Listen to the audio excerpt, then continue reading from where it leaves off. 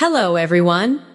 Welcome back. I'm Natasha, your host for today. If you're new here, I want to tell you that we upload a new English learning video every single day to help you speak naturally, sound confident, and reach your next level of fluency. In today's masterclass, we're going to focus on the exact English phrases I use every single day. The ones that make conversations sound real, natural, and fluent. These are phrases that native speakers use constantly, but most learners forget to practice. By learning and using them, you'll not only improve your English speaking and listening skills, but also start to think in English. Without hesitation, we'll explore how to use these daily phrases in different real-life situations. At home, at work, in cafes, on calls, when you agree or disagree, when you show surprise or emotion, and along the way, you'll get practice exercises and speaking prompts to help you use them naturally and confidently.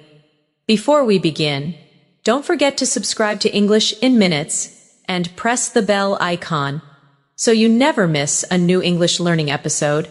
That helps you grow every day. So, take a deep breath, get comfortable, and get ready to speak English confidently with me. Let's get started. Let's begin with the kind of phrases that we all use without even realizing how powerful they are in daily communication. For example, phrases like, "You know what I mean? That makes sense," or "I totally get you." These are small, simple, but incredibly important, because they keep conversations alive and make you sound fluent and connected. Imagine you're talking to a friend about something that happened at work. Your friend says, "My boss asked me to redo the presentation, even though I stayed up all night working on it." You can respond naturally by saying, "Oh, I totally get you. That must be so frustrating." This small phrase, "I totally get you," shows empathy, understanding, and natural flow. Now, repeat after me slowly. I totally get you. I totally get you. Feel how the words roll off your tongue naturally. Try saying it with emotion. I totally get you. When you want to show real understanding, here's another one. That makes sense. When someone explains something and you want to confirm that you understand, say, "Yeah, that makes sense." It's soft, natural, and very common in advanced spoken English. Practice with me. "Yeah, that makes sense." Try again, a little faster this time. "Yeah, that makes sense." Excellent. Now let's practice using both phrases in a mini conversation. You say, "I couldn't finish my report because my computer crashed." Your friend says, "Oh, I totally get you. That must have been so annoying." You reply, "Yeah, it was. But now everything's fixed, so it's fine." Your friend responds, "That makes sense. Did you notice how natural that sounds? None of those lines sound robotic or textbook. They sound like real conversation, and that's exactly what we want to practice today. When you speak English every day, it's not about using difficult or fancy words. It's about using phrases that carry emotion, intention, and rhythm. That's what fluent speakers do. They connect words with feelings. Now let's move into another group of phrases you can use every single day.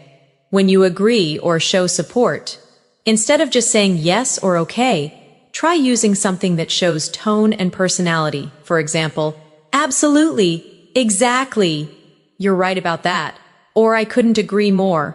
Repeat after me slowly. "Absolutely, exactly, you're right about that, I couldn't agree more." These are the kind of expressions you hear in natural English conversations, not formal, not stiff, just clear and confident. Let's try them in context. Imagine someone says, "I think learning through real conversations is better than just studying grammar."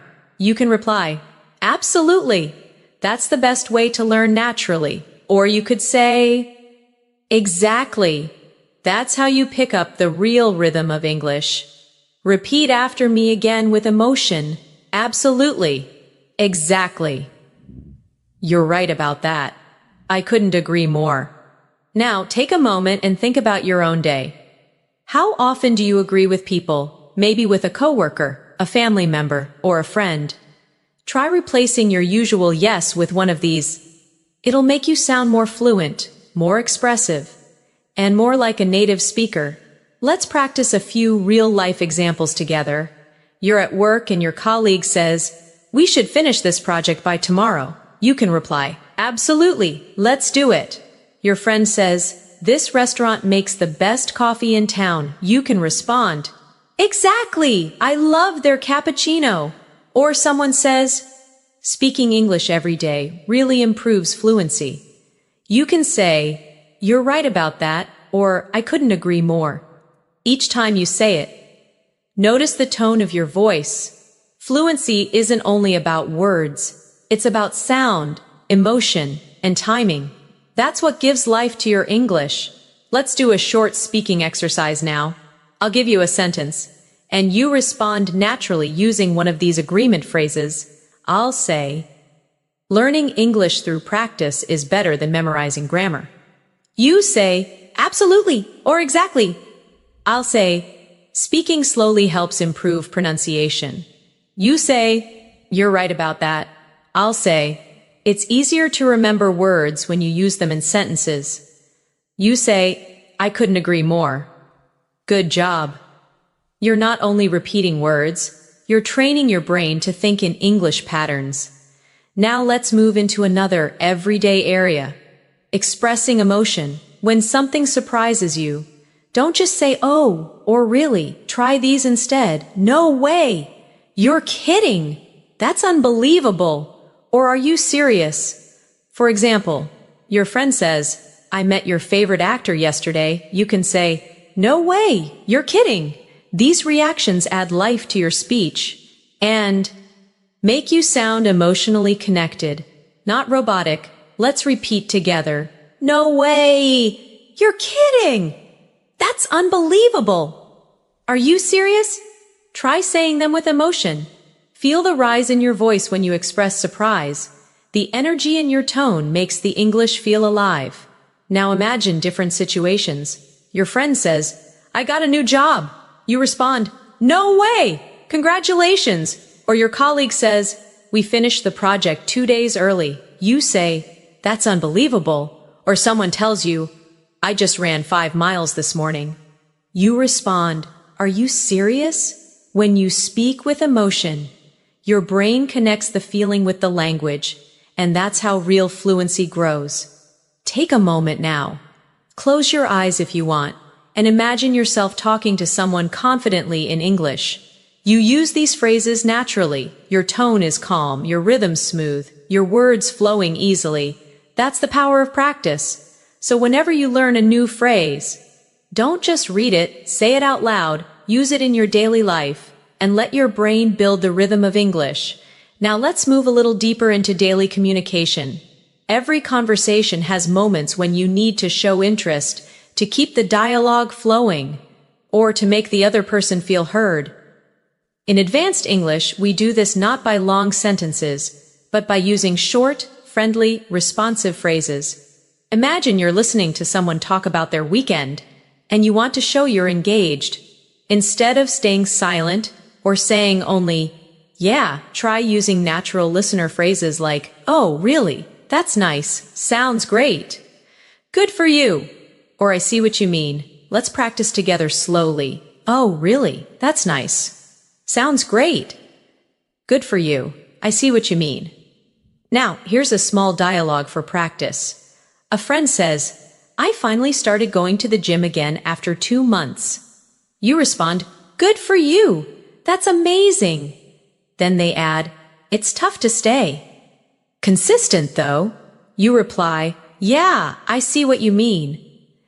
Notice how this little rhythm keeps the conversation warm and alive. It shows that you're not only listening, but connecting emotionally.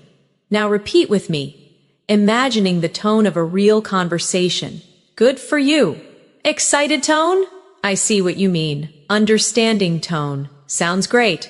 Friendly tone. You can even record yourself saying these lines. Listen back and check the tone. The more natural it sounds, the closer you are to advanced fluency. Let's continue.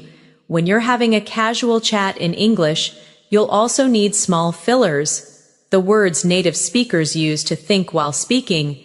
Phrases like, you know, I mean, well, actually, or let me think. These are essential for sounding smooth and natural. Let's practice them with meaning. If someone asks, why did you choose that restaurant?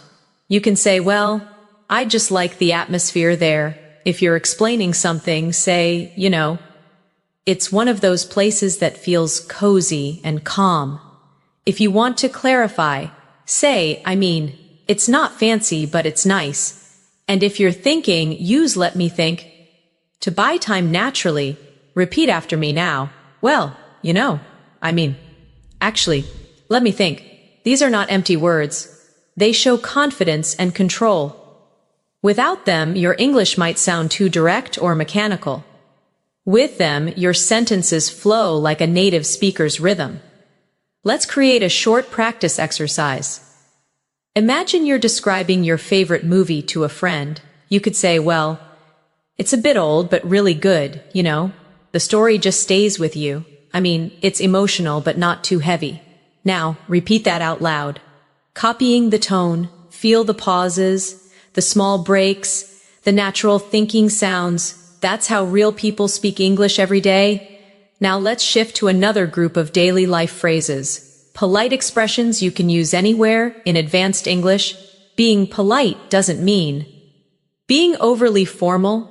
It means sounding soft, respectful, and kind. Instead of saying, give me that, you can say, could you pass me that, please?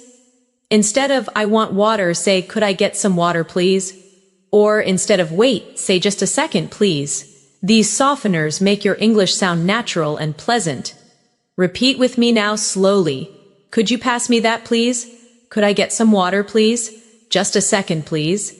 Even at work or in professional settings, these make a big difference. For example, would you mind sending me the file? If it's okay, could we talk later? Thanks a lot for your help.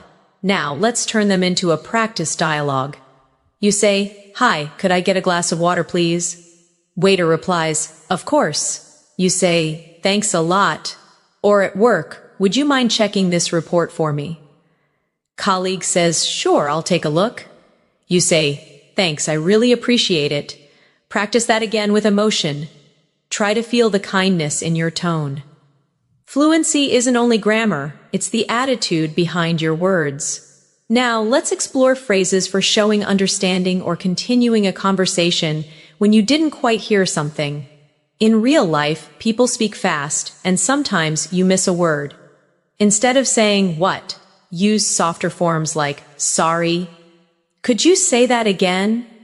Or I didn't quite catch that. Let's repeat together. Sorry, could you say that again? I didn't quite catch that. These phrases make your listening and speaking interactions sound natural and polite. Here's a short conversation example. Someone says, so what time are we meeting tomorrow? You didn't hear clearly, so you say, sorry, could you say that again? They repeat, what time are we meeting tomorrow? You reply, oh right, around 10, I think. Simple, polite, and fluent. Now, let's practice one more important group.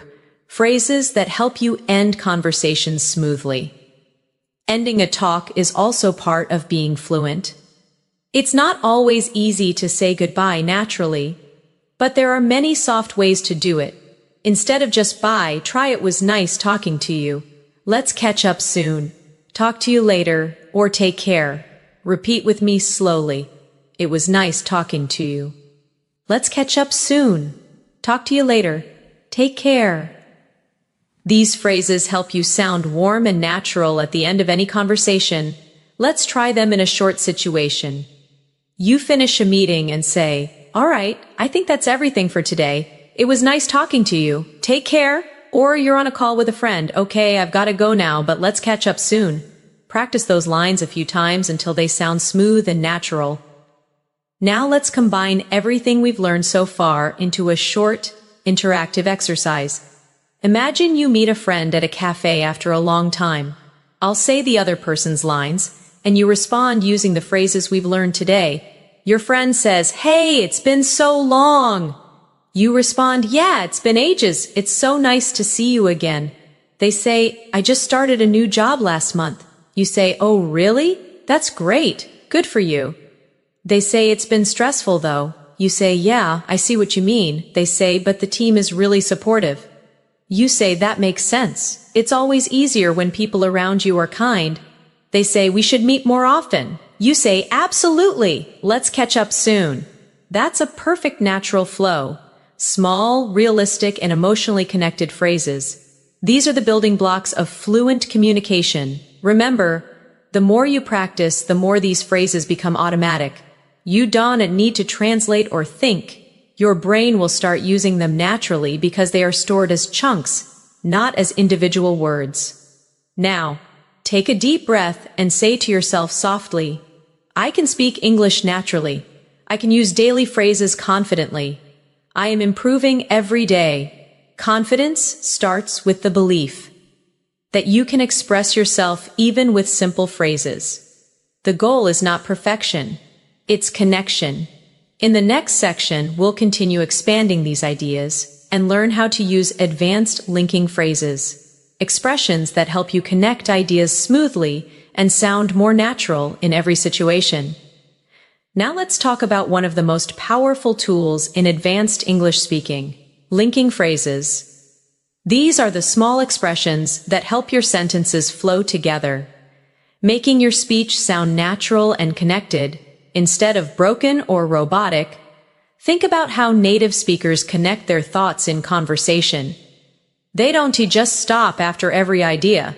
They say things like, "By the way," "as I was saying," "speaking of," "actually," "on the other hand," or "that reminds me." These are what make conversations feel alive and logical. So let's explore them together, one by one, with natural examples you can use in your daily life. Imagine you're talking about your weekend and suddenly remember something else you want to share. You can say, "Oh, by the way, I watched that movie you recommended." It's natural, smooth, and conversational. Repeat after me. By the way, oh, by the way. Use it when you want to add something extra or slightly change the topic.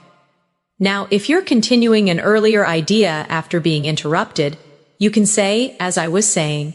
It helps bring the conversation back to your main point. For example, "As I was saying, it's important to practice every day if you want to stay fluent." Repeat with me, "As I was saying." Here's another. Speaking of, use this when you want to link what the other person said to something related. For instance, if someone mentions travel, you can say, "Speaking of travel, I'm planning to visit Italy next month." Repeat again. "Speaking of." These connecting phrases help your thoughts flow like a river. Smooth, natural, continuous. Now let's use a few of them together in a mini conversation practice.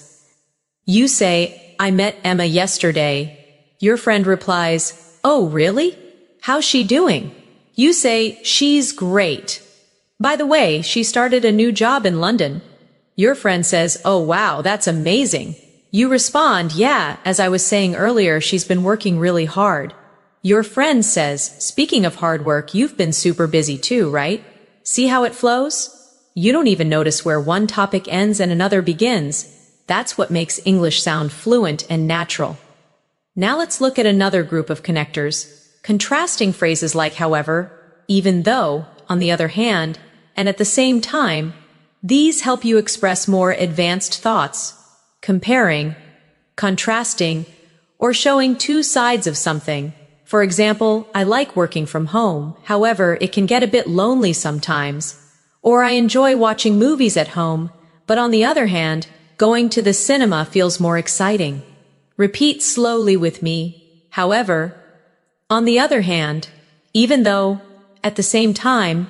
Now try to make your own sentences aloud. For instance, "I love coffee. However, I try not to drink too much." Or "I like big cities, but on the other hand, I also enjoy quiet villages." Practice expressing contrast in a calm tone, not too fast, not too formal, just natural conversation speed. Let's now focus on transition phrases for adding information.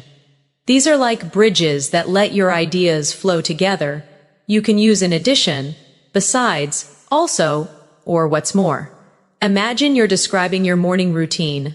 I usually start my day with coffee. In addition, I listen to a short English podcast. I like reading in the morning. Besides, it helps me stay focused. I enjoy learning English every day. What's more, it makes me feel confident. Repeat with me. In addition, besides, what's more. Now let's practice a daily life example. You're telling a friend about how you've been improving your English. I've been watching more English videos lately. Besides, I try to speak with my colleagues in English. Your friend says that's a great idea.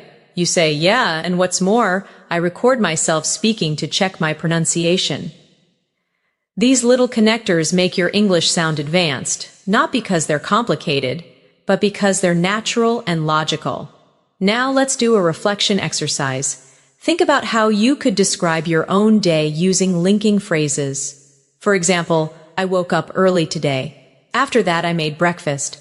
Then I listened to an English lesson. Later on, I went for a walk. Now try saying it again, but connecting it smoothly. I woke up early today, and after that, I made breakfast. Then I listened to an English lesson. Later on, I went for a walk. Now make it sound more advanced. I woke up early today. After making breakfast, I listened to an English lesson. Later on, I went for a walk to clear my mind. Can you feel how natural that rhythm becomes? That's the secret of advanced fluency, not bigger words, but smoother flow. Let's take this a little further. To sound more fluent, we also use phrases that show cause and effect, like so, that's why, as a result, because of that, and therefore. For example, I was tired, so I went to bed early. I didn't study yesterday, that's why I'm revising now. I practiced English every day. As a result, I became more confident. I listened to more English podcasts, therefore, my listening improved. Repeat these lines softly with me. Feel the flow between the cause and effect. Now imagine you're explaining your own progress in English. You could say, I started learning English consistently, and as a result, I feel more confident when I speak. Now try that again, but this time without reading. Make it your own sentence about your journey. Pause for a few seconds. Think about what you could say. Maybe, I used to be shy, but I practiced every day, and now I can talk with anyone in English. Yes, that's the kind of natural, emotional expression that brings your English to life. Let's now move to time connectors, which help organize your ideas and make your stories sound clear. Use at first, then after that, later, eventually, and finally. For example, at first I didn't understand much English. Then I started listening more. After that, I began speaking with confidence. Eventually, I could think in English. Finally, I reached fluency. Repeat that story with me slowly. Feel how the time connectors guide your listener through your journey. At first, pause, then pause. After that, pause. Later, pause. Eventually, pause. Finally. That's exactly how fluent speakers tell stories. One thought flowing into another. Now let's try a mini storytelling exercise together. I'll start, and you can fill in your own ideas as you repeat aloud. At first, I was nervous about speaking English. Then I started practicing with short sentences. After that, I began using new phrases every day. Later, I noticed people understanding me better. Eventually, I stopped translating in my head. Finally, I felt confident and natural. Beautiful. That's your English story, your real-life progress, step by step. You see, fluency isn't about speed, it's about flow. And that flow comes from connecting your thoughts with small linking words that make your speech feel continuous and meaningful. Before we move on, let's take a short speaking challenge. I'll give you a few simple sentences, and you'll try to connect them naturally using what we've learned. Ready? Let's begin. I woke up late. I missed my bus. I was tired at work. Now say it again, fluently connected. I woke up late, so I missed my bus, and because of that, I was tired at work. Next one, I started reading more. My vocabulary improved. I feel more confident now. Try it. I started reading more, and as a result, my vocabulary improved. That's why. I feel more confident now. Excellent. Every time you practice like this, your English rhythm becomes smoother, and your confidence grows. So from now on, don't just memorize phrases, connect them. Think in full flowing sentences that tell a story, express emotion, and link your thoughts naturally. You are not just learning English, you're building the habit of speaking smoothly, confidently, and clearly, just like a fluent speaker. Now let's go even deeper into the kind of phrases that make your English sound confident, polite, and emotionally intelligent. These are expressions that help you respond naturally in conversations, not just with words, but with feeling and tone. Think about the last time you had to disagree politely with someone. Many learners feel nervous in those moments because they don't know how to disagree without sounding rude or uncomfortable. But in English, there are many soft, friendly ways to express a different opinion. Instead of saying, "No, that's wrong. Try. I see what you mean, but," or "That's a good point, though I think," or "I understand your view, however." These simple connectors make your disagreement sound respectful and fluent. Let's repeat a few slowly together. I see what you mean, but that's a good point, though I think. I understand your view, however. Now imagine this situation. Your colleague says, "I think we should cancel the meeting." You could reply, "I see what you mean, but maybe we should wait until tomorrow to decide." Or if a friend says, "Watching TV helps me learn English," you could say, "That's a good point, though I think speaking practice helps even more." Try to say those sentences out loud. Feel the calm and polite tone behind them. That's advanced English. Confident, but kind. Here's a little speaking exercise for you. I'll give you a sentence, and you'll respond politely using one of these disagreement phrases. I'll say, "I think grammar is the only thing that matters in English." You say, "I see what you mean, but vocabulary and practice are just as important." I'll say, "You should only speak English when you're perfect." You say, "That's a good point, though I think learning happens through mistakes." Excellent. You're learning how to sound mature, respectful, and fluent, all at the same time.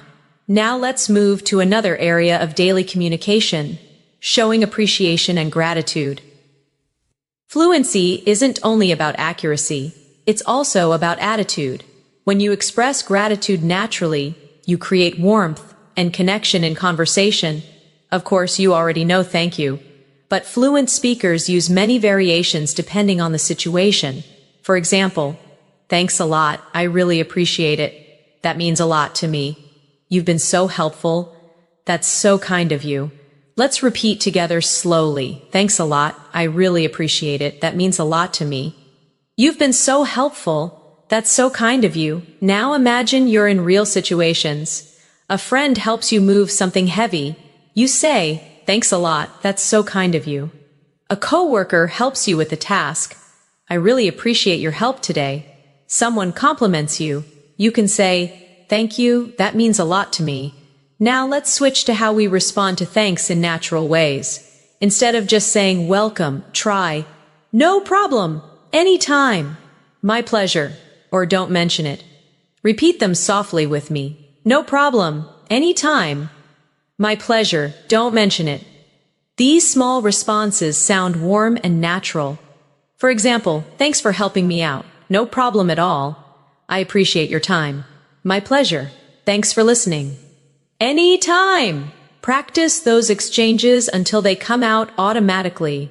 That's how you start thinking in English, by responding without translation. Now let's practice a little emotional connection through phrases that express encouragement and positivity. You can use these to motivate others, or even yourself. Repeat after me. You're doing great. Keep it up. Don't give up. You've got this. I'm proud of you. Believe in yourself. These may sound simple, but they're the heartbeat of daily spoken English. Warm, uplifting, and real. Let's practice in context. A friend says, "I'm nervous about my English test." You respond, "Don't worry, you've got this." Your coworker says, "I'm trying to improve my presentation skills." You say, "Keep it up. You're improving every day." Someone says, "I made a mistake while speaking." You respond kindly, "That's okay, everyone makes mistakes. You're doing great." Now, turn those phrases toward yourself for a moment. Whisper them to yourself. I'm doing great. I'm improving every day. I can speak English with confidence. That small self-talk is powerful. It trains your brain to believe in your growth, and that belief fuels fluency. Now let's go into everyday conversation phrases that help you show curiosity. Phrases that help you ask questions in a friendly, advanced way, instead of just asking why or what. Use these soft, natural options. How come? What made you decide that? I was wondering, could you tell me a bit more about that? Or what's that like? Repeat after me. How come? What made you decide that? I was wondering, could you tell me a bit more about that? What's that like? Now, imagine you're talking to a friend who just moved to another city. You ask, how come you decided to move? Or what's life like there? Or your coworker says they've started learning Spanish. You say, that's interesting. What made you decide to learn Spanish? These phrases make your questions sound soft and caring. You're not interrogating, you're connecting. Now let's practice using them together in a realistic scene. You say, "Hey, I heard you started working out again."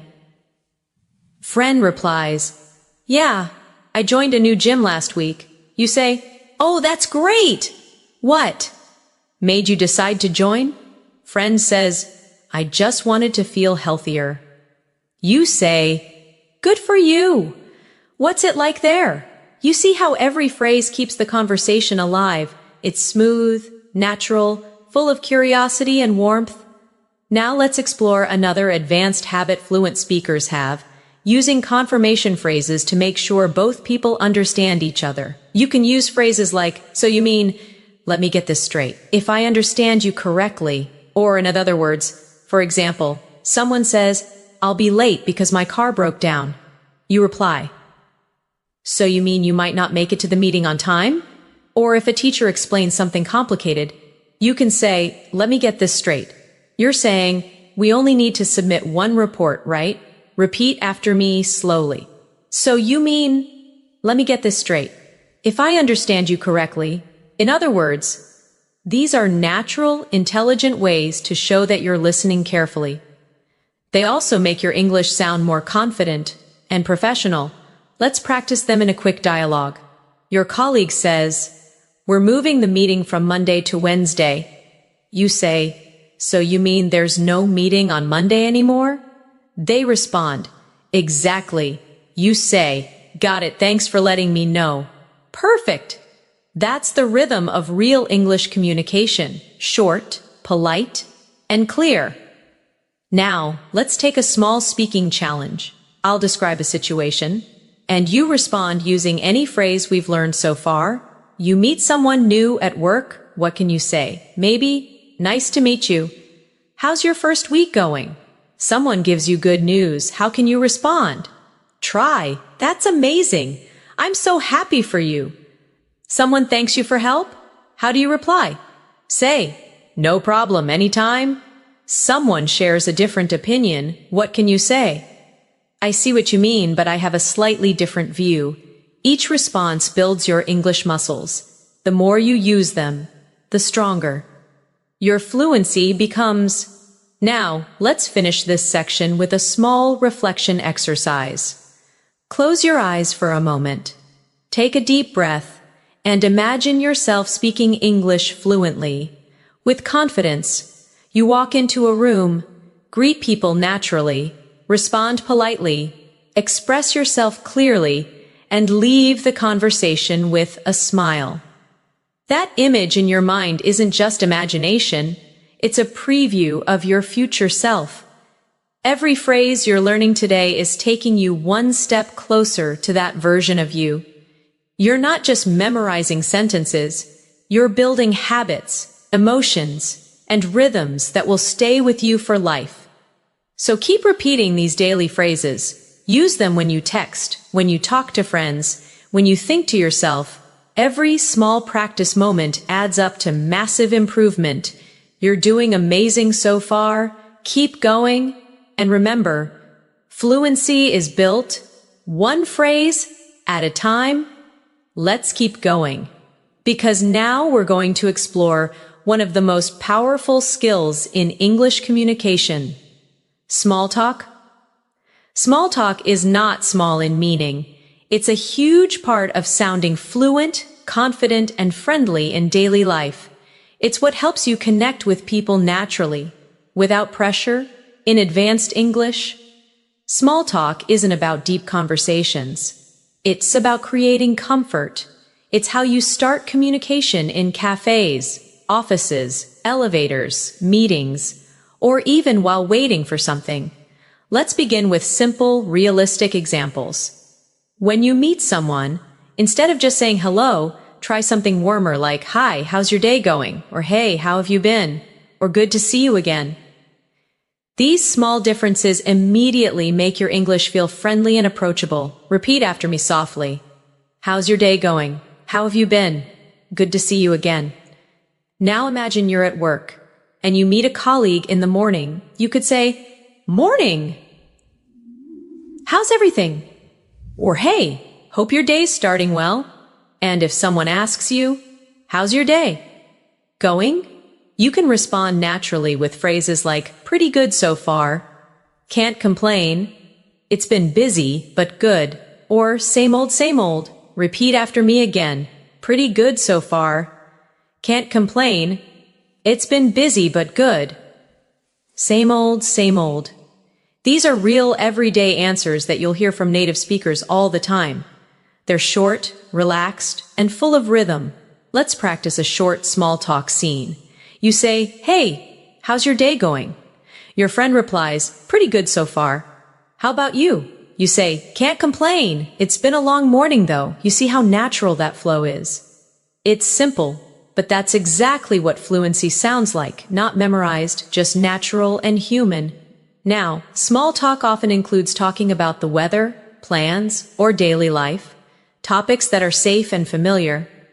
For example, you can say, "It's such a nice day today, isn't it? Feels like it's going to rain. It's been really cold lately. This week's going by so fast."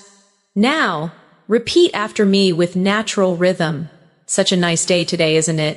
Feels like it's going to rain. It's been really cold lately. This week's going by so fast." Now, imagine adding your opinion or emotion after it. "It's such a nice day today, isn't it? Perfect for a walk." Or "Feels like it's going to rain." I love that cozy feeling. That's what brings warmth and personality to your English. Let's try another practice dialogue. You're waiting in line somewhere. The person next to you says, "The weather's been crazy lately." You can reply, "Yeah, tell me about it. It's so unpredictable these days." Or someone says, "Can't believe how hot it is." You can say, "I know, right? It feels like summer came early." Those small reactions, "Tell me about it." "I know, right?" Exactly, are essential in fluent English. They make your conversations feel alive, connected, and friendly. Now let's move into another part of small talk. Talking about plans and time. Here are some phrases you can use in daily life. What are you up to this weekend? Got any plans after work? How's your week looking? I'm thinking of relaxing tonight. I might go out with some friends. Repeat these softly with me.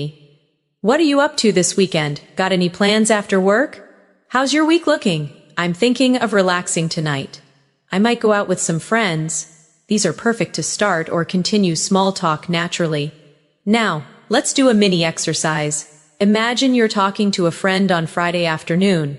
You, "Hey, got any plans for the weekend?" Friend, "Not really, I might just stay home and rest." You, "Sounds good. You deserve a break."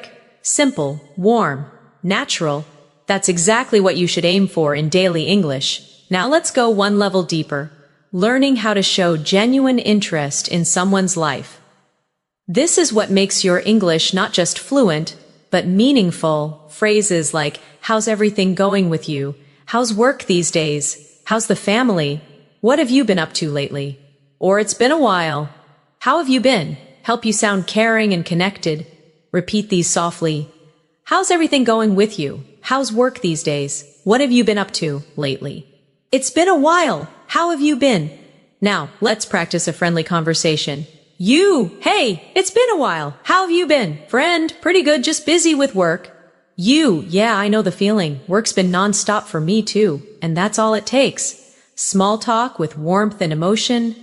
Remember, fluent English isn't only about perfect grammar. It's about human rhythm, knowing when to ask, when to listen, when to respond softly. Now, let's shift a bit and learn how to move from small talk to meaningful talk smoothly. When a conversation starts with light topics, and you want to go a bit deeper, you can use transition phrases like speaking of that. That reminds me. Actually, I've been thinking about, or funny you mention that. For example, someone says, I've been working a lot lately. You can say, yeah, speaking of work, have you ever thought about changing jobs? Or a friend says, I watched a movie last night. You say, oh, funny you mention that. I just watched a really good one too. These are gentle, natural bridges that move your conversation forward. Now let's practice a few mini dialogues. Friend, I'm thinking of going on vacation soon. You, that reminds me, I still need to renew my passport. Colleague, I've been drinking more coffee lately. You, actually, I've been trying to cut back on it. Friend, I joined a cooking class. You, oh really? Funny you mention that. I just tried cooking something new yesterday. Now, repeat these aloud at your own pace, feeling the rhythm of conversation as it flows. Let's pause for a moment and reflect on what's happening here. Every time you use a connecting phrase or reaction, you're doing something powerful. You're thinking in English. You're not translating from your native language. You're responding emotionally, directly, instantly. That's what fluency really is. It's not about speed. It's about connection and comfort. Now, let's go through a short self-practice segment. I'll give you some prompts, and you'll imagine yourself answering naturally. Prompt 1. Hey, how's your week been? Your response could be, pretty good, just a bit busy.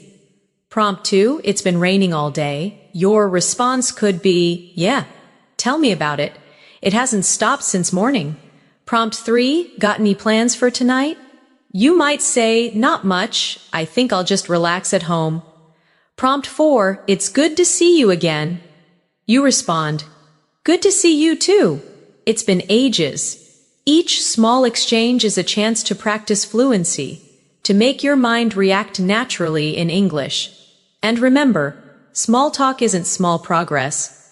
Every time you start a chat, greet someone, or make a little comment, you're building your confidence.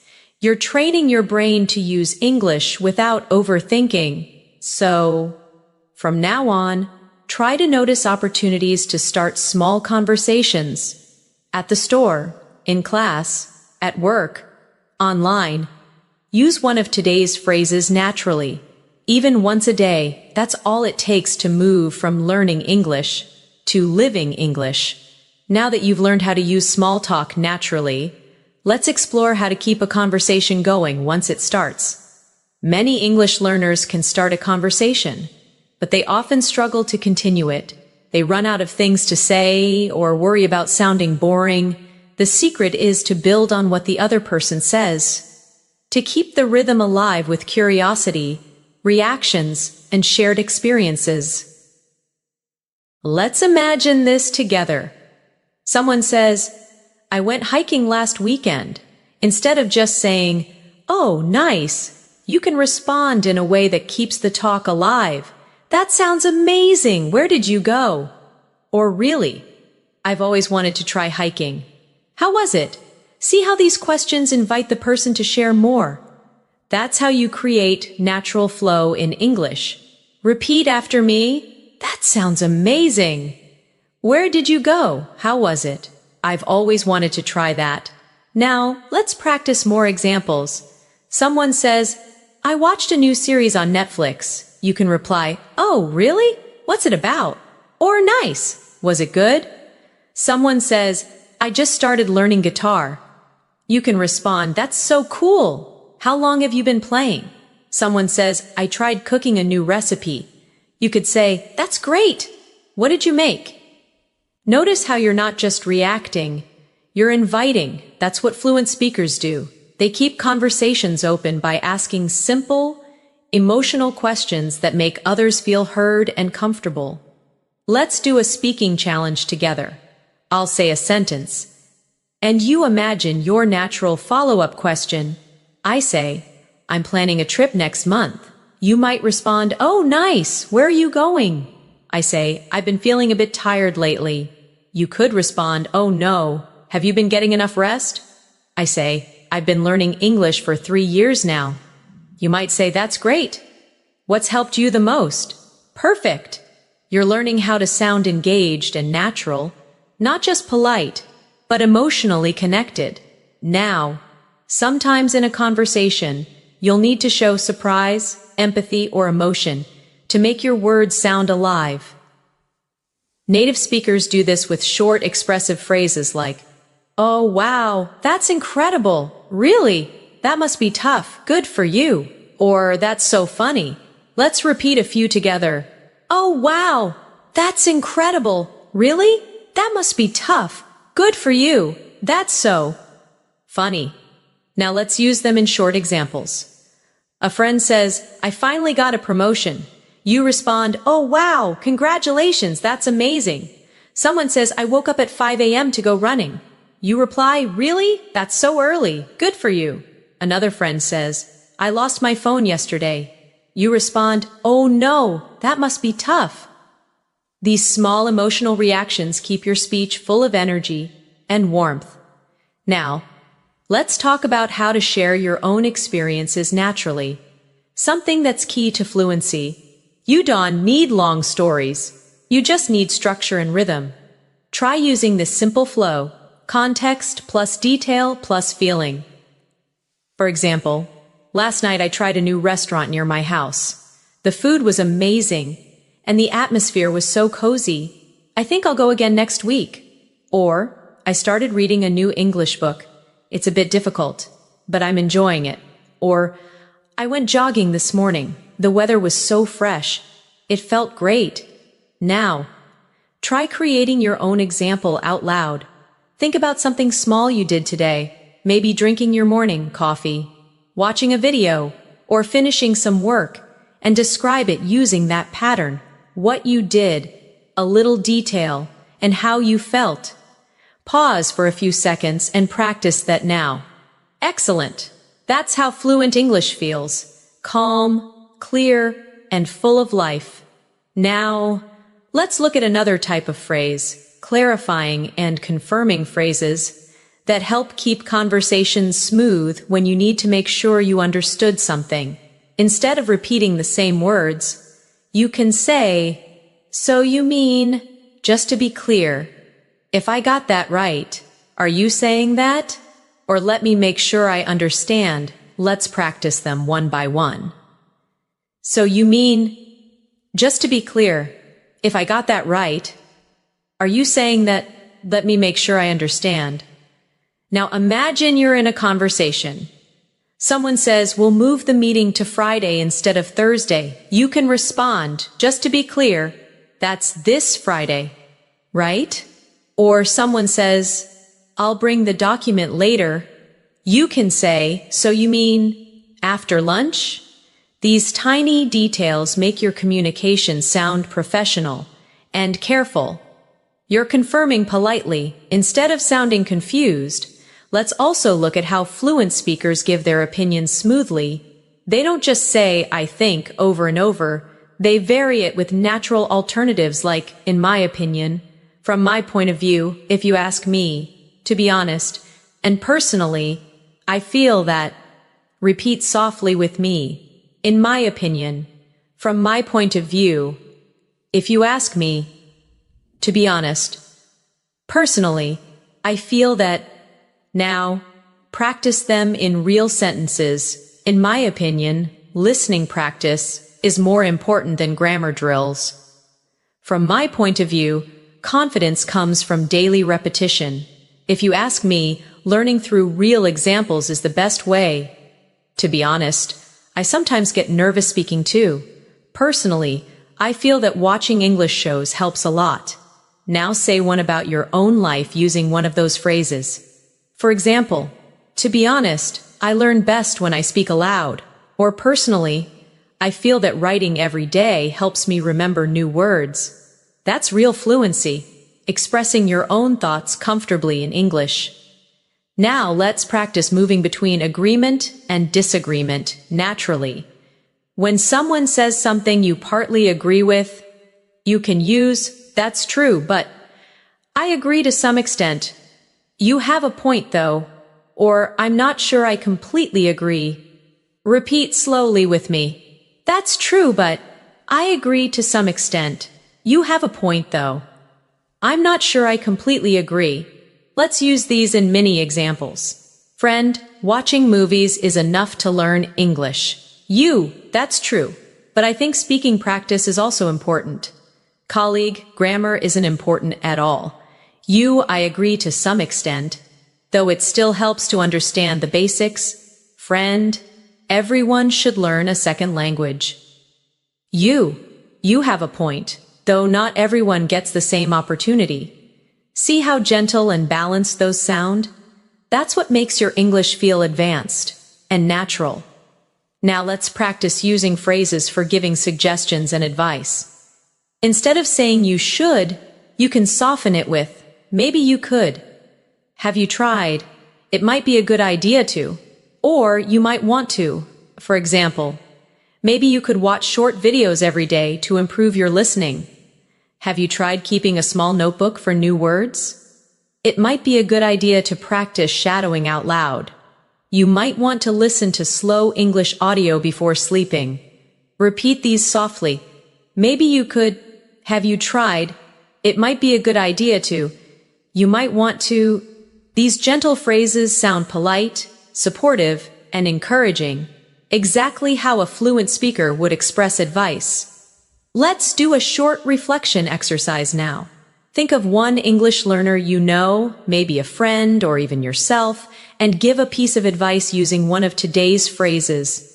Maybe, have you tried speaking with yourself in the mirror? Or you might want to listen to English music to pick up rhythm? Or it might be a good idea to record your own voice to track progress. See how natural it sounds? You're not commanding, you're guiding. That's the beauty of fluent English. It's both kind and confident. Now take a deep breath. You've already learned how to agree, disagree, show curiosity, express emotion, and give advice. These are the real tools of everyday communication. And here's something very important. When you use all of these phrases together, you stop studying English and start living it. Your goal is not to remember every single word, but to build the habit of responding in English naturally. So the next time someone talks to you, listen carefully. Don't translate in your head. Just respond with something small and natural like, "Yeah, I get what you mean," or "That's interesting," or "I totally understand." Every time you do that, you are practicing real fluency. Now that you've learned how to express ideas and feelings clearly, let's explore something equally powerful: how to sound natural in everyday English through rhythm, pauses, and filler expressions that make your speech feel alive and confident. You see, native speakers don't always speak perfectly or in complete sentences. They use pauses, small words, and sounds like, well, actually. And so, to give their brain time to think, these aren't mistakes.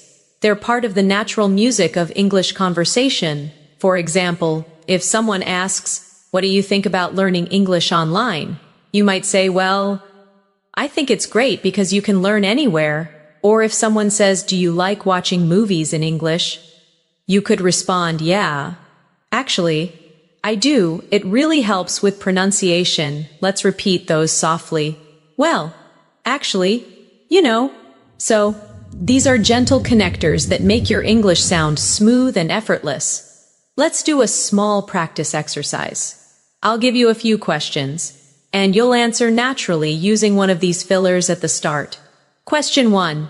Do you study English every day? You can answer, "Well, I try to. Some days are harder than others." Question 2. Do you like learning through videos? You could say, "Yeah, actually, I do. It keeps things interesting." Question 3. Do you think English grammar is important? Try, "I think grammar matters, but practice matters more." That's the sound of real conversation. Relaxed, thoughtful, and genuine. Now let's talk about another important feature of fluent English. Intonation. That's how your voice rises and falls naturally when you speak. Intonation shows emotion and makes your words sound alive. For example, when you ask a question like, "Really?" your voice goes up slightly at the end. When you show understanding with "I see," your tone drops slightly to show calmness. When you say, "That's amazing," your tone rises with excitement. Practicing these tones helps you sound expressive and confident. So let's do a few together. Say softly, "Really?"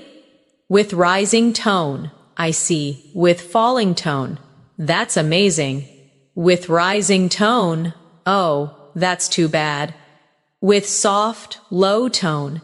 When you train your ear for tone and rhythm, you'll notice how English carries emotion through sound, not just words.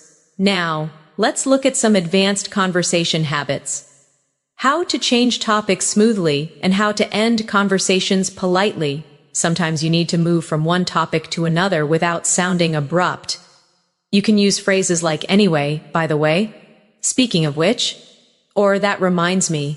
For example, "Anyway, let's get back to what we were talking about," or "Speaking of travel, I've always wanted to visit Japan." Repeat after me softly. "Anyway, by the way, speaking of which, that reminds me." Now, when you want to end a conversation, don't just say bye. Instead, use friendly closing phrases like "It was great talking to you," "Let's talk again soon," "I'll catch you later," "Take care," or "Have a good one." Practice them now with emotion. "It was great talking to you. Let's talk again soon. I'll catch you later. Take care." These soft endings help your English sound polite, natural, and mature. Let's see how they sound in a full conversation. You, "Anyway, I should probably get going soon." Friend, "Yeah, me too. It was great talking to you." You, "Same here. Let's catch up again sometime." Beautiful, calm, fluent. That's exactly how English conversations flow in real life. Now let's add one more layer. Reactive phrases that show you're emotionally present in the conversation. Phrases like, "I know what you mean," "Exactly," "Totally," "That's so true," right? And "Tell me about it." Show empathy and shared understanding. Repeat them with me. "I know what you mean," "Exactly," "Totally," "That's so true," right? "Tell me about it." Now, let's see how they appear in real-life talk. Your friend says learning English can be exhausting sometimes. You say, "Tell me about it." Someone says, "It's hard to find time to practice." You reply, "I know what you mean." A coworker says, "Speaking every day really helps." You say, "Exactly. Practice makes progress." Notice how these phrases make you sound connected and real, like someone who's emotionally part of the moment. Let's move into something deeper. Expressing feelings and emotions. When you talk about how you feel, you become more relatable and human in English. Instead of saying, "I'm happy," you can say, "I'm really glad about that," or "That made my day." Instead of "I'm sad," say, "I feel down today," or "It's been a rough day." For excitement, use "I'm thrilled," "I'm so excited," "This is amazing." For disappointment, use "I'm a bit upset," That's disappointing. Or, I was hoping for better. Let's practice these with feeling. Try saying them out loud. I'm really glad about that. That made my day. It's been a rough day. I'm thrilled. That's disappointing. I was hoping for better. When you say these lines with emotion, you train your voice to match your meaning. That's emotional fluency. Now, let's combine emotion with connection. Imagine this short scene. You tell a friend, I finally finished my big project. Friend says, that's amazing. You must feel so relieved. You say, yeah, I'm thrilled. It was a lot of work, but totally worth it. That's real communication, full of warmth, tone, and humanity. Now, let's move to expressing opinions and preferences naturally. Instead of saying only I like or I don't like, you can vary your expressions. Try these. I'm really into, I'm not a big fan of, I prefer, I'm crazy about, I can't stand, I'd rather. Repeat with me. I'm really into, I'm not a big fan of, I prefer, I'm crazy about, I can't stand, I'd rather. Now, some examples. I'm really into learning new languages lately. I'm not a big fan of spicy food. I prefer morning walks to evening ones. I'm crazy about photography. I can't stand waiting in long lines. I'd rather stay home tonight. Now, make your own small sentence out loud using one of these patterns.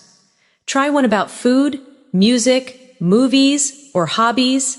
Each time you say it, your fluency strengthens because you're connecting English with your real feelings. Now, let's talk about responding to compliments politely. Another important daily skill. If someone says, your English is really good, you can reply, thank you, that means a lot, or I appreciate that, or even I'm still learning. But thank you. If someone says, I like your accent, you can say, that's kind of you to say.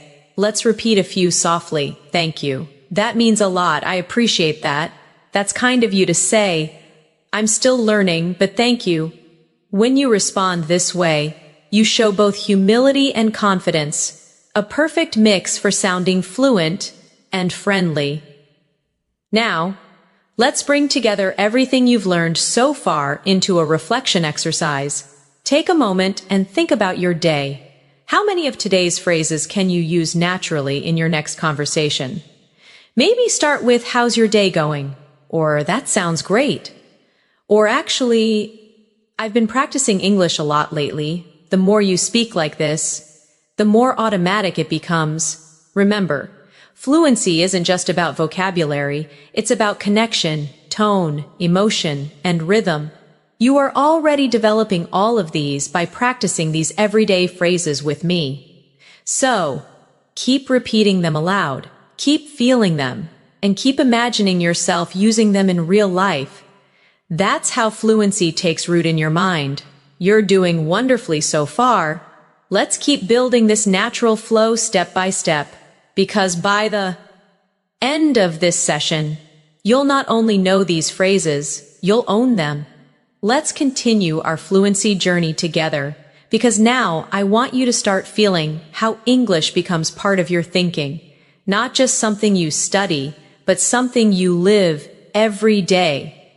When you speak English naturally, you don't think about grammar rules or translation. You focus on the message, on the rhythm, on the feeling of connection with another person. That's what these everyday phrases help you build. Confidence and flow in real conversation. Let's explore some more useful expressions that make your communication sound clear and advanced. The kind that native speakers use without realizing how powerful they are. Let's start with time phrases. Little expressions that describe when something happens, because they help structure your storytelling naturally. Instead of saying only yesterday or tomorrow, you can use phrases like the other day, a while ago, in a bit, later on, before long, or back then. For example, I met her the other day at the cafe. I'll call you in a bit. Before long, you'll be fluent. Back then, I didn't know a single English phrase.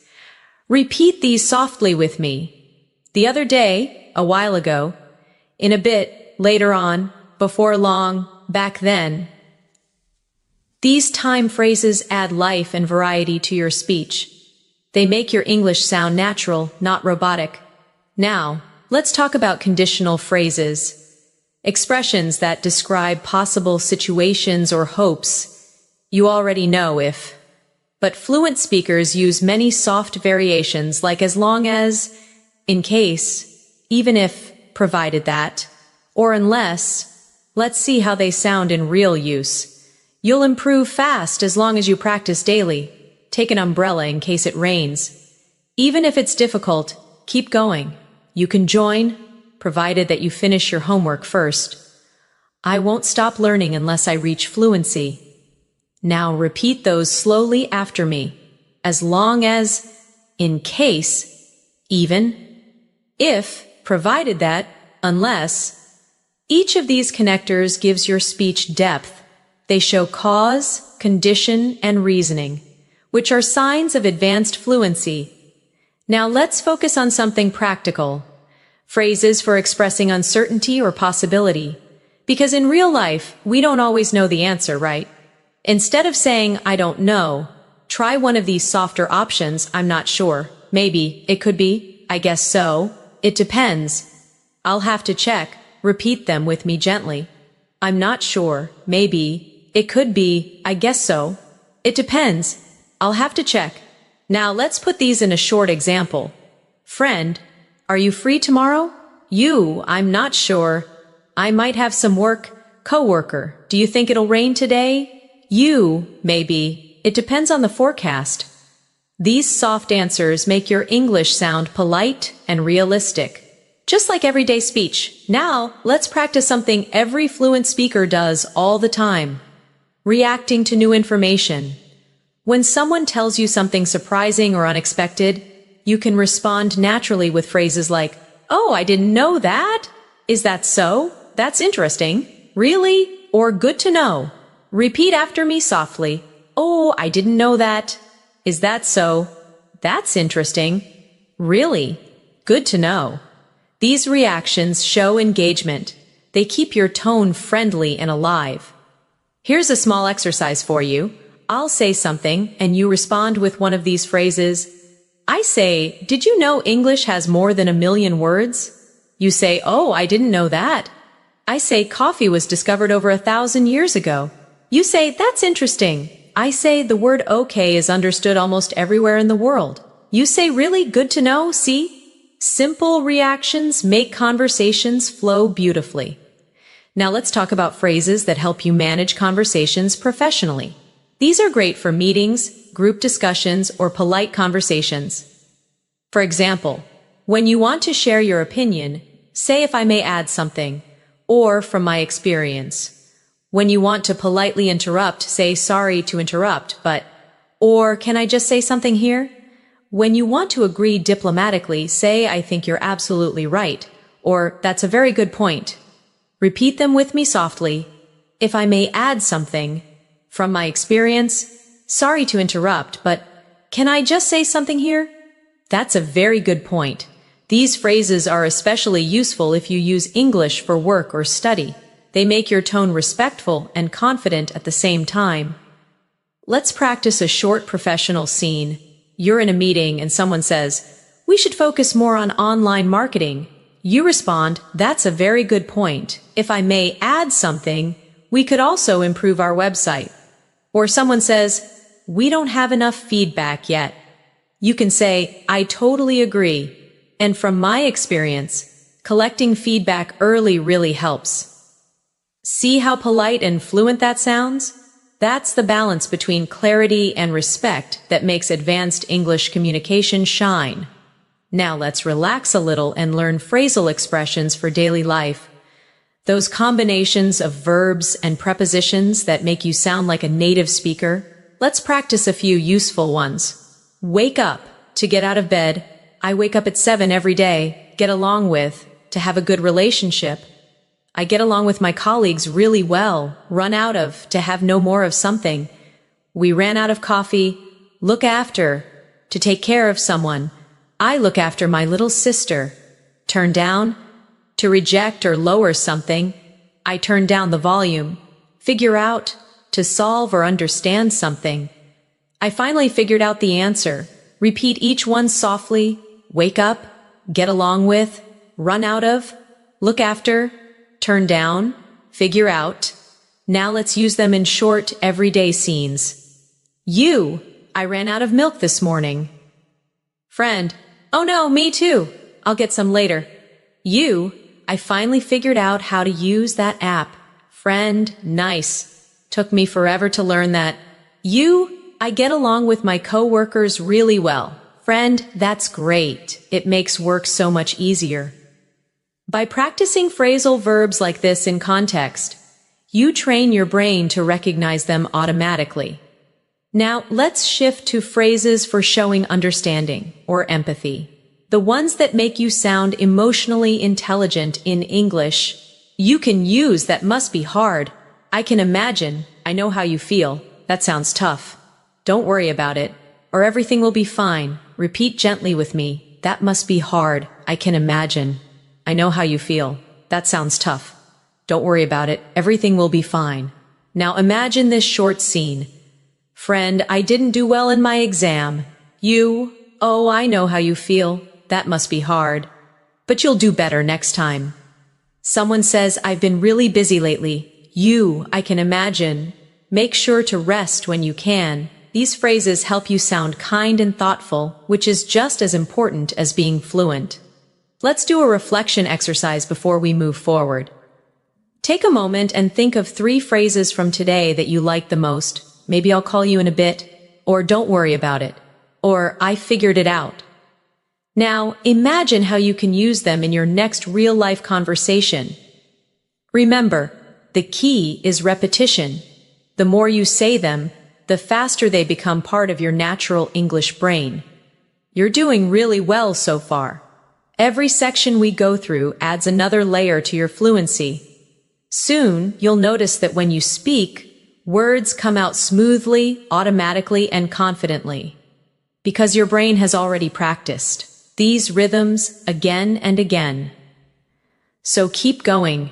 You are halfway through your journey toward real spoken English fluency, and it's only going to get better from here. Now, let's take your fluency practice 1 step further. Up to now, we've focused on daily phrases, reactions, and connectors that make your English sound natural. But real communication is not only about words, it's about rhythm, emotion, and confidence in how you deliver your message. So in this section, we'll focus on how to express yourself fully in any situation. Whether you retelling a story, giving an opinion, or sharing a personal experience. When you tell a story in English, structure matters. Most fluent speakers naturally follow a pattern. They set the scene, add details, and share feelings. Let's try that together. Imagine you're describing your weekend. You can begin like this. It all started on Saturday morning, or last weekend was really special because, or so something funny happened yesterday. These small openings instantly catch attention and make your story flow smoothly. Repeat softly with me. It all started on Saturday morning. Last weekend was really special because something funny happened yesterday. Now, let's build that story together. It all started on Saturday morning when I decided to go for a walk. The weather was beautiful, so I grabbed a cup of coffee and walked to the park. I met an old friend there by surprise, and we ended up talking for hours. It felt so good to reconnect. See how simple but complete that story feels? It's not about complex vocabulary. It's about sequence, feeling, and connection. Now try to think of a small story from your own life.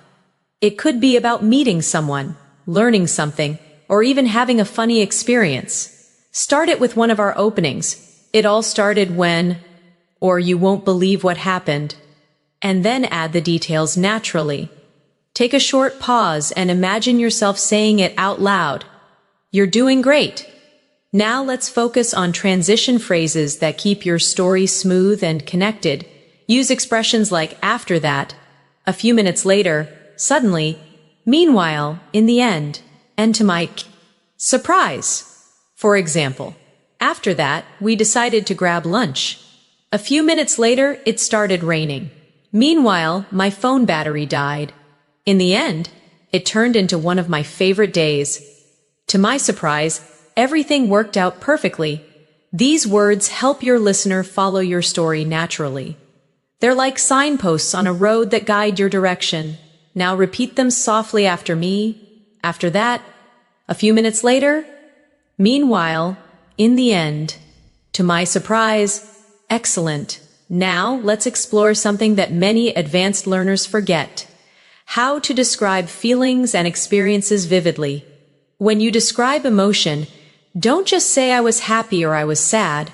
Try to show it through more expressive language. For example, instead of I was happy, say I was over the moon, or I couldn't stop smiling.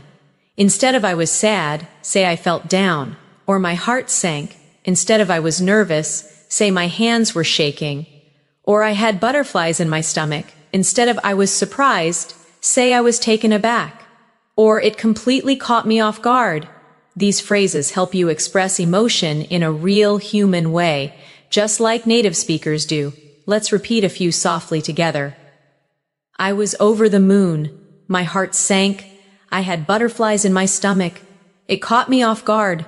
Now, let's create a small, emotional storytelling practice.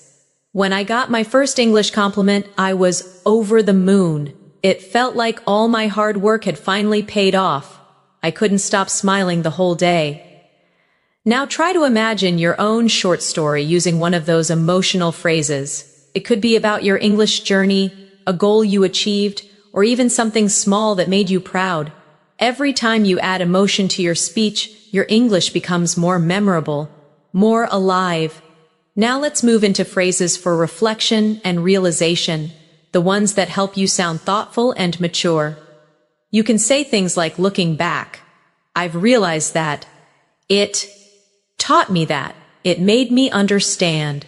Since then.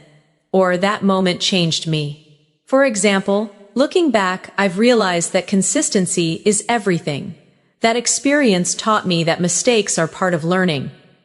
Since then, I've been more confident when I speak. Repeat them gently with me. Looking back, I've realized that. It taught me that. Since then, that moment changed me. These reflective phrases show maturity and growth. They let your listener see your journey, not just your words. Now let's connect that idea to your own English learning story. You can say something like, looking back, I've realized that speaking every day, even for 5 minutes, makes a huge difference. It taught me that practice doesn't have to be perfect, it just has to be consistent. That's beautiful, isn't it? It's not just fluent English, it's fluent thinking in English. Now let's move into phrases for motivation and encouragement, the ones you can use with yourself or others when you feel tired or unmotivated.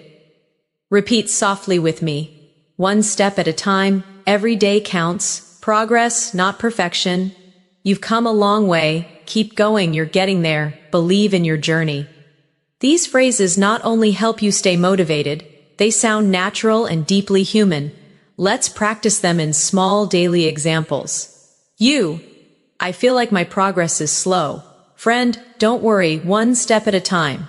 Every day counts. I made so many mistakes today. Friend, that's okay. Progress, not perfection. I'm still not fluent yet. Friend, but you've come a long way.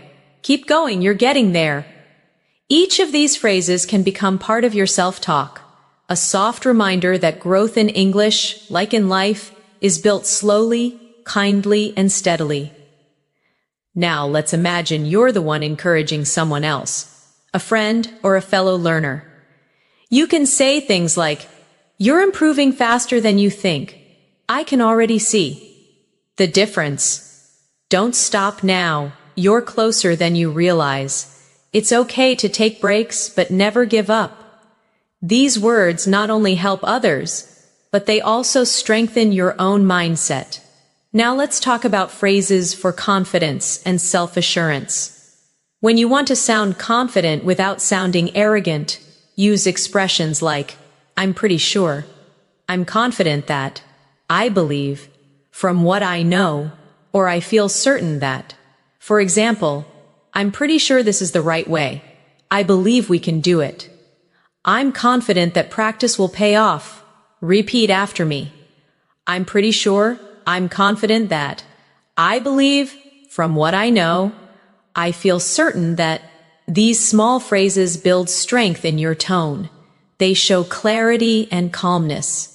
Now, let's combine confidence and kindness together in one short example. You say, from what I know, everyone learns differently, and that's okay. Or, I believe you'll get better if you keep practicing. That's exactly how fluent English sounds. Thoughtful, balanced, and authentic. Now let's do one of my favorite fluency practices. Shadowing reflection. I'll say a few sentences slowly, and you can repeat them after me, copying the tone and rhythm as naturally as you can. I've come a long way. I'm proud of how much I've improved. Every mistake helps me grow. I can communicate my thoughts clearly. Fluency is not about perfection. It's about connection. Beautiful. Take a deep breath and repeat those again softly to yourself. Feel how your confidence rises with every phrase. This is what fluency really means. Being able to speak from the heart, with calm, with truth, and with rhythm. And remember, you're not learning just words. You're learning how to express life through English. You are doing so well, and there's still more to discover. Let's keep going, because the more you speak, the more natural you become, and the more English starts to feel like your language. Now that you're learning to express yourself confidently, let's explore how to sound smooth and natural when you connect ideas in longer conversations. Because fluency isn't only about what you say, it's about how easily your words flow from one thought to the next. One of the best ways to build this flow is by using linking expressions for explanation and reason. These help you explain why or how something happens in a natural way. Let's practice some of them together. That's because the reason is, you see, basically, in other words, to put it simply, repeat them softly after me. That's because the reason is, you see, basically. In other words, to put it simply. Now, here's how you can use them in real sentences. I enjoy learning English. That's because it connects me with people from around the world. You see, the key to fluency is daily consistency. Basically, practice turns knowledge into confidence. In other words, the more you use English, the more natural it feels. These linking expressions let your thoughts move naturally. They're the glue that holds your ideas together. Let's keep going with phrases that organize your ideas when you're speaking for longer. You can say, first of all, secondly, finally, or for casual speech, to start with. Then again, on top of that, last but not least. For example, first of all, you need motivation. Secondly, you need a daily routine. And finally, you need patience. Or in a friendly tone. To start with, I love English movies. On top of that, I enjoy learning new expressions from them. Repeat these softly now. First of all, secondly, finally, on top of that, last but not least. These are especially helpful if you're giving a presentation or explaining something. They make your English sound organized and professional. Now let's practice a small activity together. Imagine you're giving simple advice on learning English. Say, first of all, listen more than you speak. Secondly, repeat what you hear. And finally, don't be afraid to make mistakes. Excellent. That's fluent, clear, and confident English. Now let's learn phrases for expressing preference and comparison.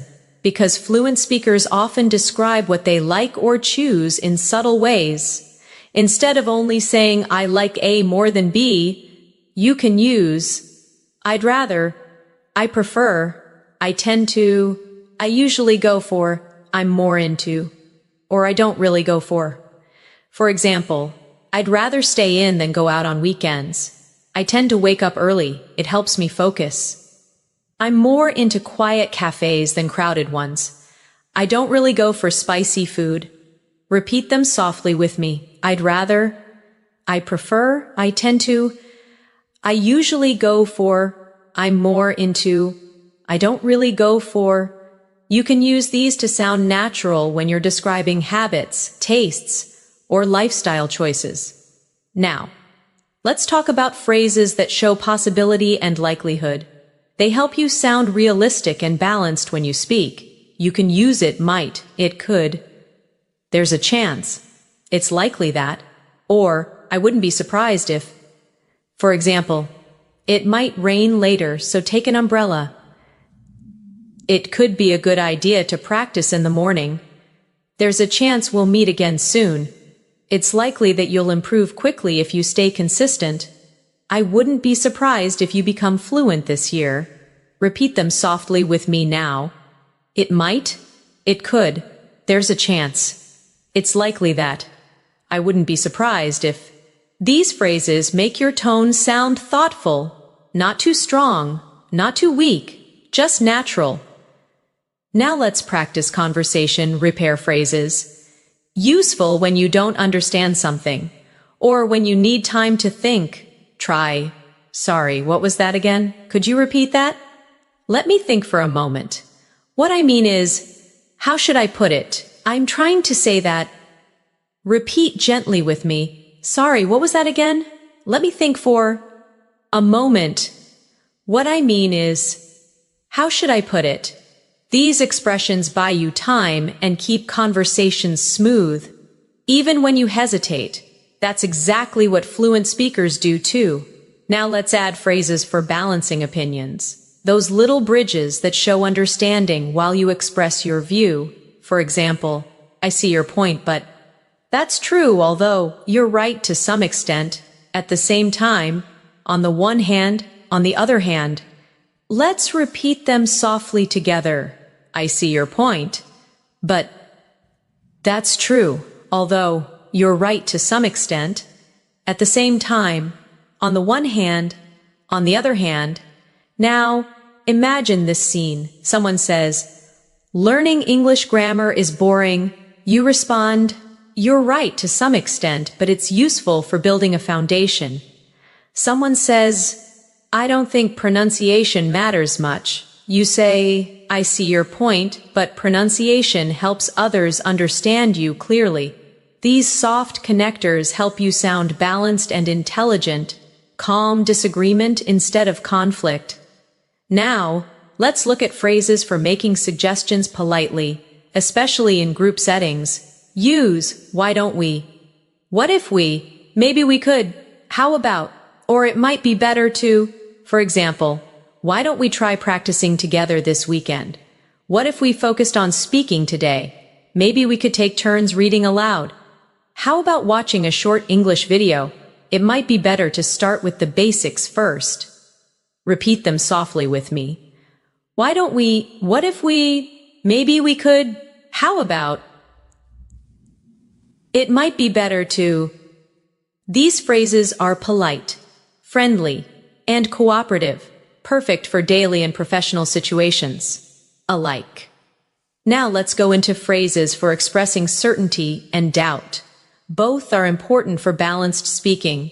When you're sure, you can say, definitely, for sure, absolutely, no doubt about it. I'm positive. When you're unsure, you can say, I'm not completely sure. It's hard to say. I might be wrong, but I'm not certain. Repeat with me softly, definitely, for sure, absolutely, no doubt about it, I'm positive. Now the softer ones, I'm not completely sure. It's hard to say. I might be wrong, but I'm not certain. These subtle shifts in tone show maturity. They make your English sound flexible, not black and white. Now, let's talk about phrases that show enthusiasm or encouragement. because positive energy makes your English feel alive. That's awesome. That's brilliant. Good job. Keep it up. You nailed it. I'm so proud of you. Repeat them cheerfully with me. That's awesome. That's brilliant. Good job. Keep it up. You nailed it. I'm so proud of you. Use them not just with others. Say them to yourself too. Every time you finish a practice session, tell yourself good job. Or I nailed that today. That small positive self-talk will keep your motivation strong and your brain confident. Now let's imagine a full conversation where all these skills come together. You're chatting with a friend about learning English. To put it simply, consistency matters more than perfection. Friend, yeah, I guess so. Basically, you just need to make it part of your day. Friend, true, but sometimes I don't have time. I see your point, although even 5 minutes helps. Friend, maybe we could practice together online. That's awesome. Let's do that. See how natural that sounds? That's not textbook English. That's real-life communication, flowing with comfort and confidence. Before we move further, take a slow breath and reflect for a moment. You've now learned hundreds of daily English phrases, not just for understanding, but for using. From greetings and reactions to storytelling, motivation, and polite communication, you're building the habits that define fluency. Remember, English fluency isn't a destination. It's a process of continuous connection. Every phrase you use, every word you repeat aloud, brings you closer to thinking directly in English. You're doing wonderfully, and you've already come so far. Let's keep moving forward to complete your masterclass with more real-life examples and closing reflections. At this point, you've learned so many powerful phrases, expressions, and natural sentence patterns that it's time to focus on the mindset that turns them into fluency. Because real fluency doesn't come from memorizing. It comes from living these words every day, using them in small moments until they become part of who you are. Let's start by talking about one of the biggest fluency blocks, fear of making mistakes. Almost every English learner feels it, that little hesitation before speaking, the worry of sounding wrong, the fear of being judged. But let me remind you of something important. Even native speakers make mistakes all the time. They forget words, repeat themselves, say things like and yet they keep going, they keep communicating. Because communication is the real goal, not perfection. So the next time you're about to speak English and that fear appears, pause and remind yourself, I don't need to be perfect. I just need to connect. Repeat that softly with me now. I don't need to be perfect. I just need to connect. That sentence alone can free you from hesitation. Now, let's imagine a real-life moment. You're talking to someone, and suddenly you forget a word. Instead of freezing, just use one of these natural filler phrases to keep going. You can say, what's the word? Let me think. How do I say this? Or it's kind of like, for example, I went to, what's the word? A bakery. Or it's kind of like a park, but smaller. These phrases keep the conversation alive and show confidence even when you pause. Let's repeat them softly together. What's the word? Let me think. How do I say this? It's kind of like, that's fluency, not speed, but smoothness. Now, let's talk about another important point. Thinking in English, many learners try to translate from their first language, but that slows everything down. Instead, start building thoughts directly in English, even for small things. When you wake up, say to yourself in English, I'm getting up now. When you eat, think, this tastes good. When you walk outside, say, it's such a nice day. These simple sentences turn English into your inner language, one you no longer have to search for. Repeat after me softly. I think in English every day. I describe my life in English. I can express myself naturally. Now let's move to another powerful fluency skill, self-correction without panic. When you make a mistake, don't stop completely, just fix it smoothly and continue. For example, she goes to work early, or he lives near me. See how natural that sounds? Fluent speakers do that constantly. They self-correct softly, with calm rhythm, and move forward. Practice this now. Say something, make a small mistake, then correct yourself politely. I was watching TV. She plays the piano. That's how you turn fear into fluency. Now let's talk about how to build English habits in your everyday routine.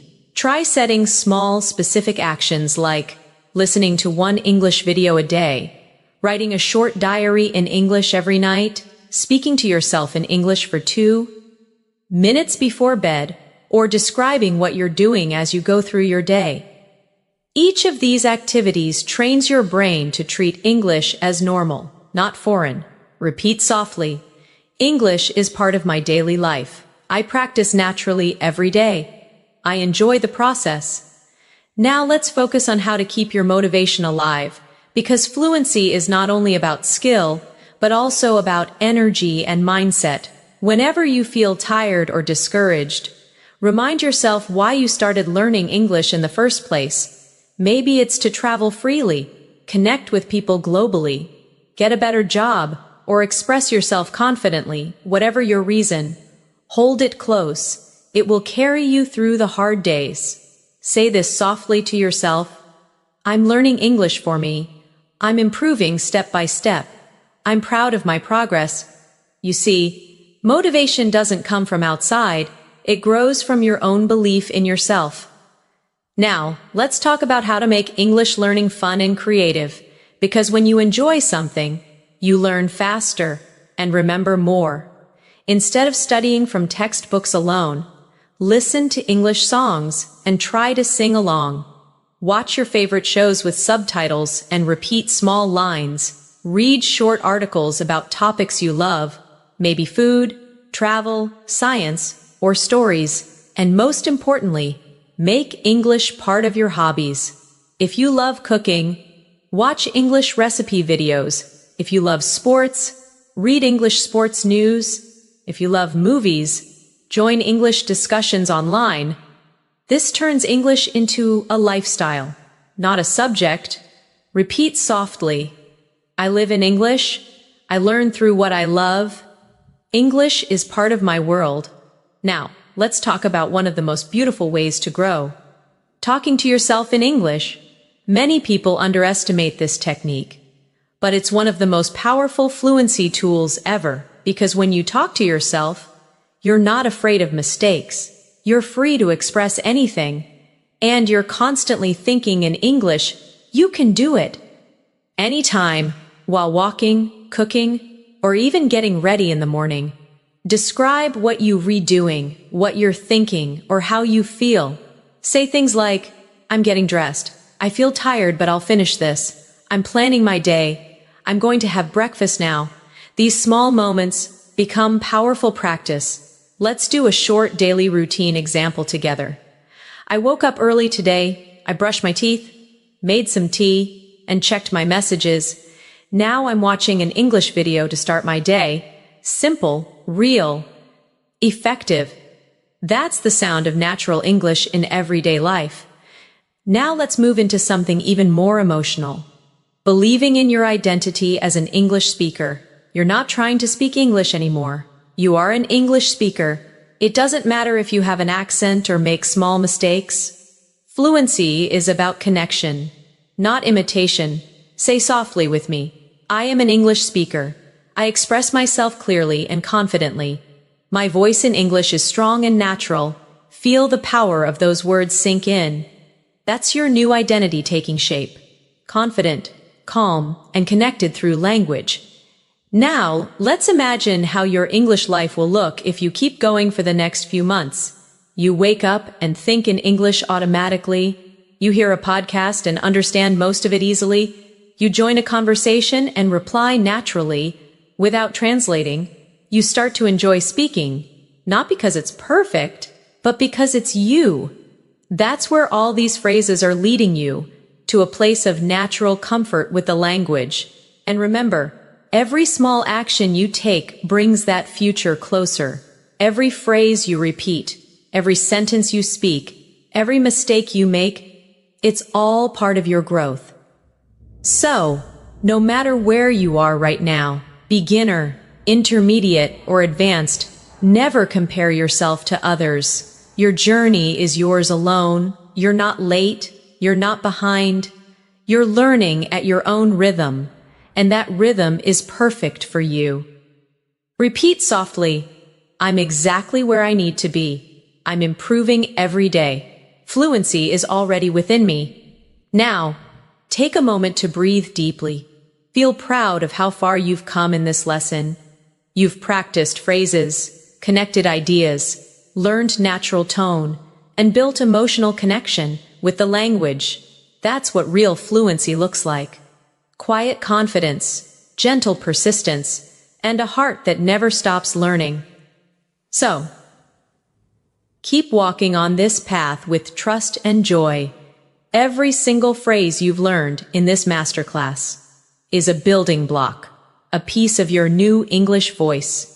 You're not just learning to speak, you're learning to express your soul in another language.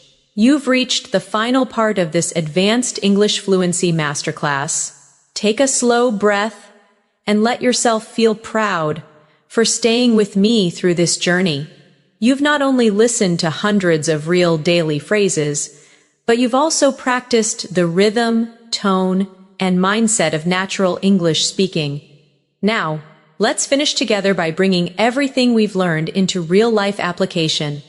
A full-circle fluency practice that connects your thoughts, feelings, and words. Let's begin with a reflection. Think about the last few times you used English in real life. Maybe ordering food, talking online, writing an email, or practicing with a friend. How did it feel? Maybe you were nervous at first. Maybe you paused a lot. Maybe you made small mistakes, but you know what? You spoke. You communicated. You connected. That's fluency in action. Every time you speak, even when it's imperfect, you're teaching your brain to become more confident in English. So now, let's repeat some final affirmations together. Let these words become part of your daily mindset. I can speak English naturally. I use real English every day. I feel calm and confident when I speak.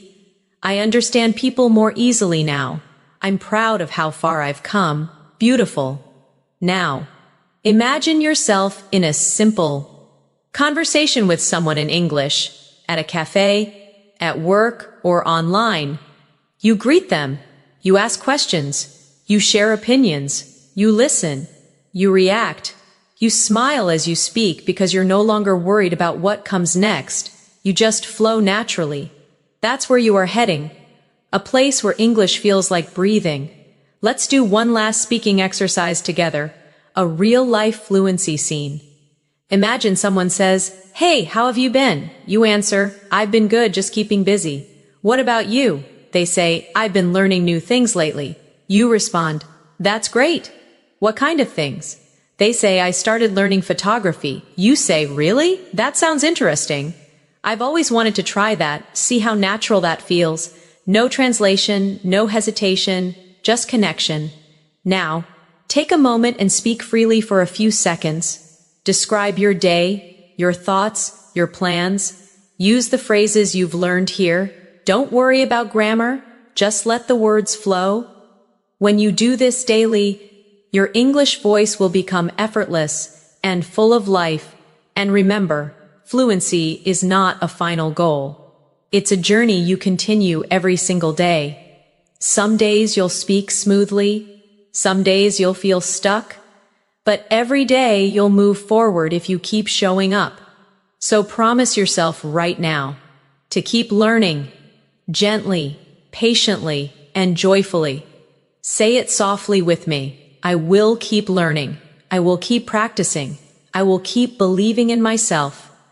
You've already proven that you can stay committed. This 30-minute masterclass is proof of that. And every word you've repeated, every phrase you've practiced, has brought you closer to true fluency. Now, let's close this lesson with a calm reflection. Imagine yourself 1 year from now. You walk into a room, someone speaks to you in English, and you answer confidently, without hesitation, with a smile. Your thoughts and words move together, effortlessly. That's your future, fluent, clear, and confident. And it all starts with what you're doing right now. Repeat softly with me. My English is improving every day. I speak clearly and confidently. Fluency is becoming natural to me. Remember, the goal isn't to know every word. It's to be able to express yourself with warmth and honesty. And you already can. Let me remind you once more. Small steps lead to big change, one phrase at a time, one practice at a time, one conversation at a time. Don't rush it. Enjoy the rhythm of learning. Enjoy the feeling of progress. Enjoy the quiet confidence that grows inside you with every sentence you speak. And whenever you doubt yourself, come back to this masterclass. Listen again. Repeat the phrases out loud. Feel how much you've grown. Because the truth is, you already sound better than you think. You've learned how to greet people naturally, express feelings and opinions, agree and disagree politely, tell stories with rhythm, and connect emotionally through English. You've built the habits, the tone, and the mindset that define true fluency. So, keep this energy with you as you continue learning, and whenever you speak English next, whether to a friend, a teacher, or even to yourself, speak with confidence, warmth, and joy. You deserve to sound fluent. You deserve to express yourself freely. You deserve to feel proud of your English journey. And I'm proud of you for making it this far. Now take one last deep breath, smile, and say this one last time with me. I am a fluent English speaker. Congratulations. You've completed your Advanced English Fluency Masterclass. Keep practicing, keep believing, and keep shining through your words. Because English isn't just a language anymore, it's part of who you are. Thank you so much for learning with me today. Stay confident, stay curious, and keep speaking from your heart. Until next time, this is Natasha, wishing you happiness, peace, and endless fluency. See you soon.